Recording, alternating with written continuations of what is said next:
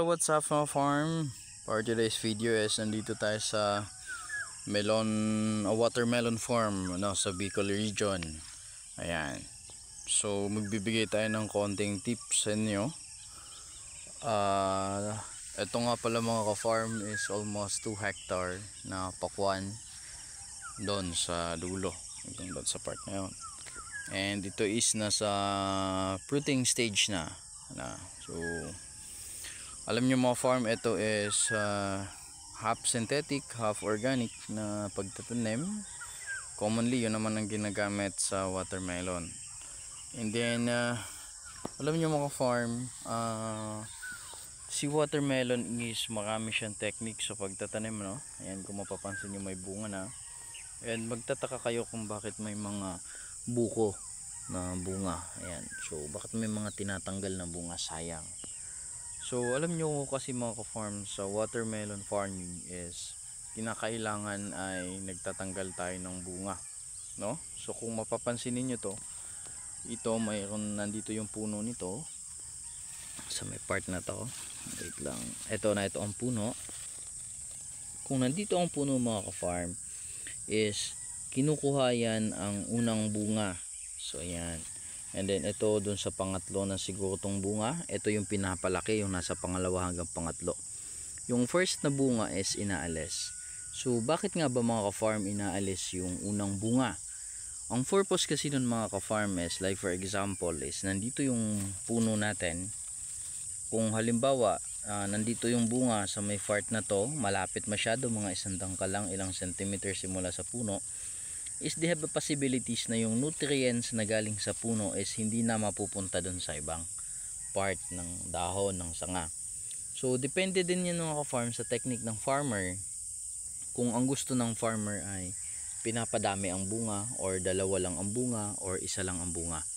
So kapag ka ang farmer ay gusto niya ng malalaking bunga sa kanyang pakwan, is commonly is nagpapabunga siya ng 1 peraso lang or 2 peraso lang.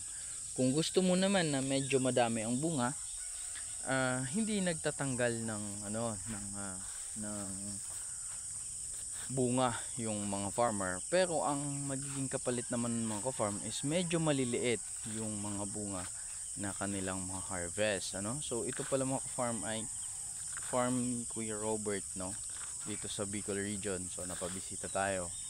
And ito yung kanyang taniman na hindi problema yung tauhan. Alam nyo mga ka-farm, ang strategy kasi dito is meron lang silang target kung makailang tonelada yung pakwan. And then kapag sumobra yung pakwan sa kanilang target, is binibigay na dun sa mga farmer or sa kanyang mga tauhan. So kaya napakasisipag nung kanyang mga tauhan. So yun pala mga ka-farm, isang technique din natin yun, kung sa ating farm, mapahayop, mapahalaman man, so magiging mabait tayo sa ating mga farm worker. So kung makikita nyo mga ka-farm, malalaki na yung bunga, Ayan. So kung titingnan natin, sayang yung mga maliliit na bunga na kinukuha, pero alam nyo yung magiging kapalit naman nun mga ka-farm. So hindi lang ito mga ka-farm yung tanim dito, sisilip din tayo dun sa kabila mamaya. Ito lang yung portion ng pakwan. So alam niyo mga ka-farm, napakaganda dito sa part na to kasi nakakapasok yung sasakyan, So ito, mapapansin niyo mga ka-farm, yan malalaki na. Ayan. So napakalinis, may ipapakilala din ako sa inyo saka mga ka-farm na synthetic na insecticide na ginagamit nila dito. Yun yung nagiging dahilan kung ba't makikintab yung bunga ng pakwan at hindi sila nagkakaproblema. Although yung medyo yellow is hindi na siya problema masyado dahil yan naman ay nasa part ng stage ng namumunga na, So kung mapapansin mo, malalaki na yung bunga niya pero napaka green ng dahon. Yan yung indication na healthy yung mga tanim. So yan. Dito sa kabila meron din. Yan, halos 2 plat or 3 plat. Pero ibang variety naman yan. So yan. So napakaganda mga farm ng farm dito. Hindi ko na kayo maikot sa dulo kasi medyo malayo. malalaki. So almost 1.5 kilo na yan, pero ang target kasi niyan mga ka-farm, last harvest dito nakaka-harvest ng almost 15 kilo per piece.